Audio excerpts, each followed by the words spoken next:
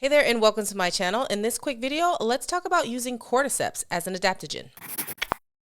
Now, interestingly enough, cordyceps is actually a parasitic fungus that actually grows on caterpillars. Now, don't worry, most of the commercial cordyceps products you get are actually grown in a lab, so no one's out there taking the skins off caterpillars unless you maybe take traditional Chinese herbs in the raw form. Cordyceps has been used in traditional Chinese medicine for a very long time. It has a multitude of properties and it is seen as both a yang tonic and a yin tonic. Now, that means it helps with energy and fatigue, but that also means it's generally safer for long periods of time. And because it does come from a fungus, we generally see higher gram dosages daily. Now, in the last decade, interest in cordyceps has increased dramatically. And a lot of the research we have actually comes from cancer studies. Now, because of this, we see a huge focus on the immunomodulating or immunostimulating properties of cordyceps. By immunomodulatory, I mean that we can either upregulate or stimulate the immune system, or we can downregulate or kind of suppress the immune system. Now, from some of the studies from that cancer research, we often see that cordyceps is cytotoxic to tumor cells or cancer cells.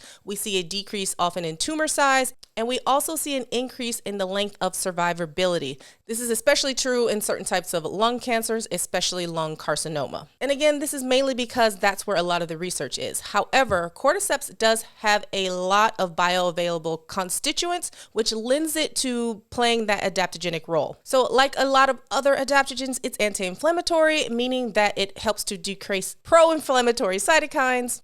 It is also a great antioxidant, meaning that it helps to reduce the effects of free radicals and helps in the balance of oxidative stress. And also very interesting with this adaptogen is that we also see it has properties that help it decrease cholesterol or lipids, and it is also being researched and used more as an anti-diabetic intervention. Now, again, we don't have a ton of research on these mechanisms, but there's more and more research being done as this adaptogen gains in popularity. Now, how would I use this herb? This one is a little bit interesting because of its Chinese medicine properties of actually helping to stimulate the immune system or helping to boost up the immune system, also known as Wei Qi or our defensive Qi. It's often used in respiratory infections and cough and cold and where there's a lot of phlegm being produced. So I tend to actually use this one for a patient who is presenting with a lot of fatigue and also has a tendency to easily catch cold or get those chronic respiratory infections.